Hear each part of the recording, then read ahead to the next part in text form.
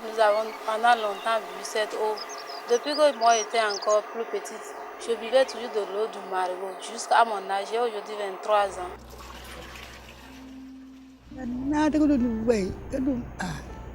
Je suis très heureuse parce que j'ai souffert tant d'années pour de l'eau. Et aujourd'hui, comme j'ai vu qu'ils sont en train de faire du forage, je suis très très contente parce que je ne vais plus boire de l'eau sale.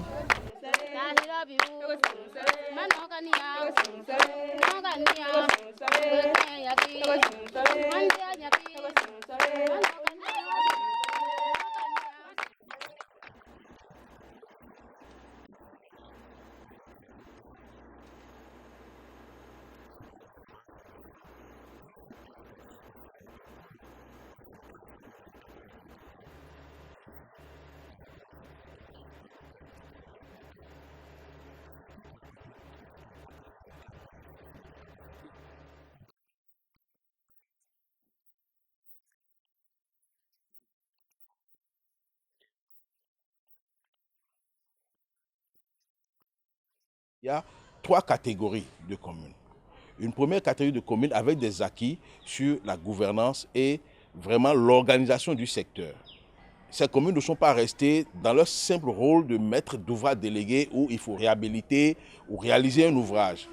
Le leadership et le management déployé, tout ça a permis à ces maires d'aller au-delà et de fédérer aussi bien les acteurs privés que la société civile pour vraiment avoir un service d'eau potable. La deuxième catégorie, c'est un peu intermédiaire. On a vu aussi, ça concerne 3 ou 4 communes qui sont proches des premiers, mais devraient s'améliorer. Mais il y a une dernière catégorie composée de 3 communes qui étaient vraiment à la traîne, où c'était la politique qui était au centre de tout. Local né suite à un processus qui a résulté dans le livre bleu du Bénin. Le livre bleu du Bénin, c'était un travail de la société civile pour avoir un œil assez critique quand même sur les efforts de l'État pour l'atteinte des objectifs de millénaire de développement dans le secteur eau potable, hygiène et assainissement. Et dans le livre bleu, on avait levé quelques défis, quelques chantiers, dont un était vraiment de renforcer la maîtrise d'ouvrage communal dans ce secteur.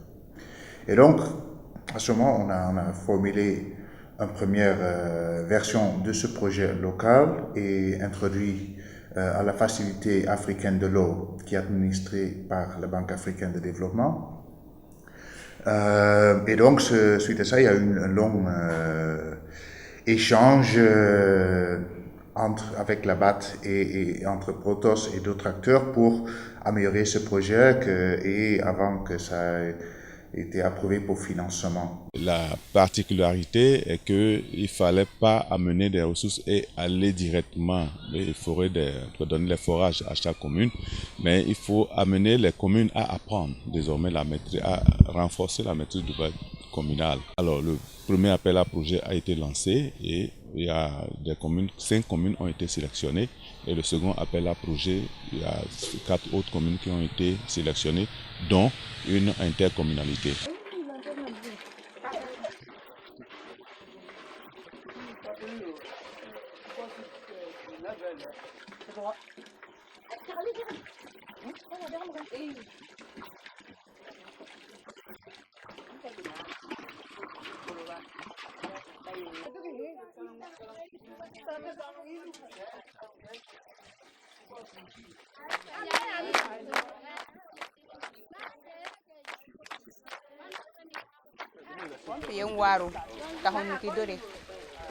La pompe sera bien gérée.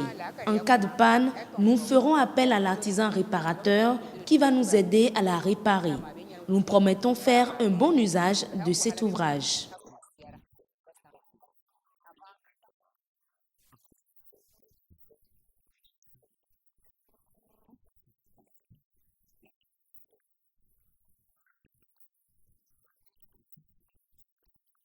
À travers cette maîtrise d'ouvrage, on recrute généralement une entreprise et un bureau pour contrôler les travaux.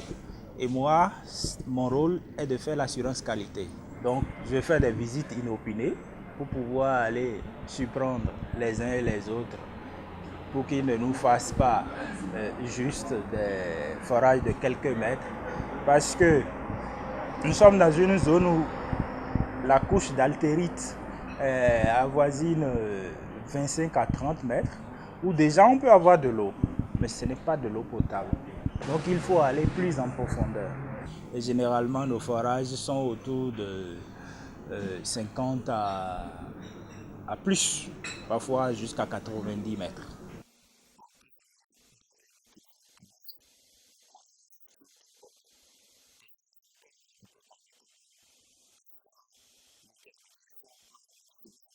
Nous avons obtenu comme résultat, on peut dire, 3 grands résultats, à savoir l'appui à l'actualisation de la programmation communale. Et comme résultat aussi, nous avons noté la mise en place de la gestion des ouvrages et ensuite l'appui à la correction des dysfonctionnements des ouvrages qui existent dans les localités ciblées.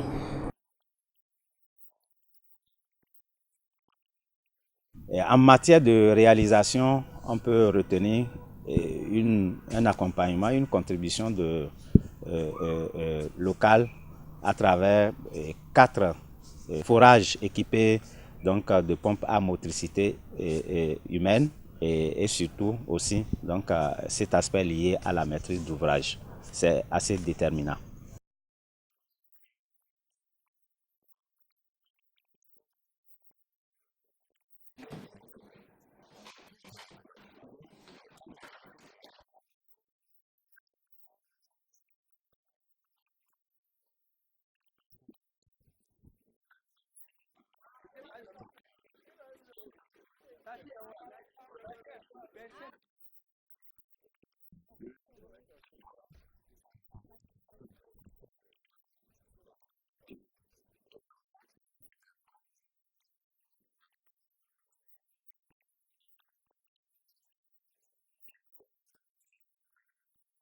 À travers ce projet, on est en train de faire la mise en œuvre des forages au niveau des communautés.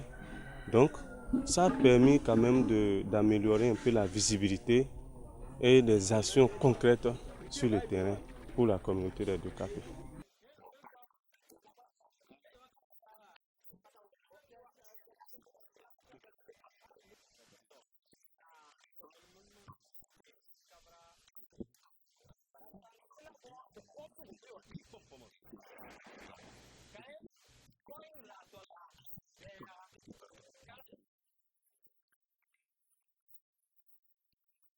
Il y a eu d'abord des formations qui ont été axées sur la recherche de financement. Comment monter des projets bancables et aller vendre ces projets au niveau des partenaires internationaux.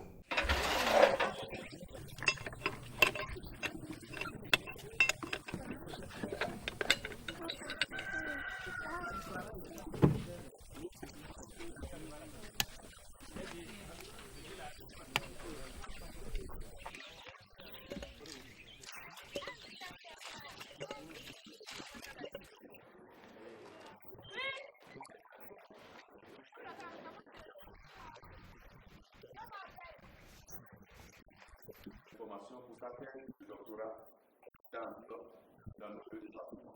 L'activité réalisée à chaque communauté bénéficiaire des projets communautaires. Nous avons donc une raison de nous réjouir aujourd'hui de l'augmentation de la desserte en eau potable dans nos départements. Mais une sagesse populaire de chez nous. C'est un projet quand même qui commence par responsabiliser les communes. C'est les communes en présentant déjà, par appel à projet, en présentant déjà leurs propositions. C'est une demande qu'elles-mêmes, elles font. Les communes font cette demande. Et lorsqu'on les accompagne je crois qu'elle commence par faire l'apprentissage de la maîtrise d'ouvrage communale en termes de réalisation et de gestion des ouvrages. Les taux de délégation de ces ouvrages-là, actuellement, tournent autour de 80%. Pour moi, c'est une performance. Parce que ce n'était pas dit que ça devait être systématique.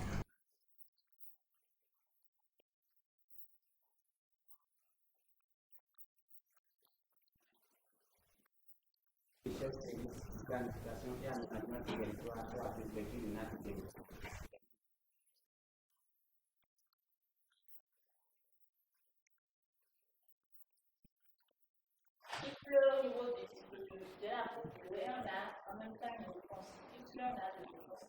Alors qu'au niveau de la peau rouge, il pleut et c'est après un moment. Alors pourquoi les aquifères de soc et pourquoi la recherche? Les aquifères de soc parce que le Bénin est constitué de près de 80% de soc. Et dans ce contexte, c'est l'eau souterraine qui est utilisée, que les gens utilisent pour leurs besoins. Et pour ce faire, ils utilisent les forages, soit des AEV, les forages équipés de pompes à motricité humaine. Mais on constate que plusieurs de ces forages sont à débit négatif, sont des forages négatifs et statistiquement à l'échelle du pays, c'est environ 40%. Ceci pose alors un véritable problème. Également au niveau des AEV, nous avons vu que les débits ne sont pas pérennes dans le temps. Qu'est-ce qui fait qu'on a un manque d'eau ou bien qu'on a assez d'eau? C'est justement la recharge qui permet cela. Donc voilà le pourquoi on utilise alors la recharge qui est le renouvellement du stock d'eau souterraine qui se trouve là. Et ceci peut avoir plusieurs types de sources. Ça peut provenir de la pluie ou des bas-fonds.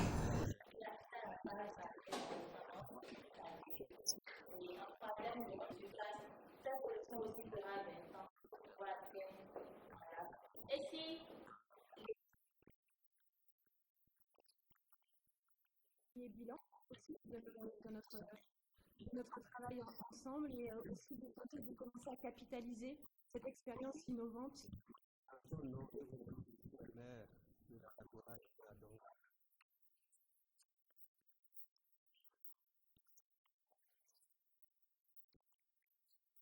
Nous espérons qu'il y aura une seconde phase qui va permettre d'approfondir ou bien d'aller encore plus loin dans la satisfaction des besoins des populations. On peut voir ensemble s'il y a une possibilité, si c'est local phase 2 avec les mêmes bailleurs ou une autre opportunité qu'on va trouver ensemble pour une suite. Un programme qui va venir doit mettre au centre de ses actions l'accompagnement du secteur privé, aussi bien du secteur privé que des gouvernements locaux.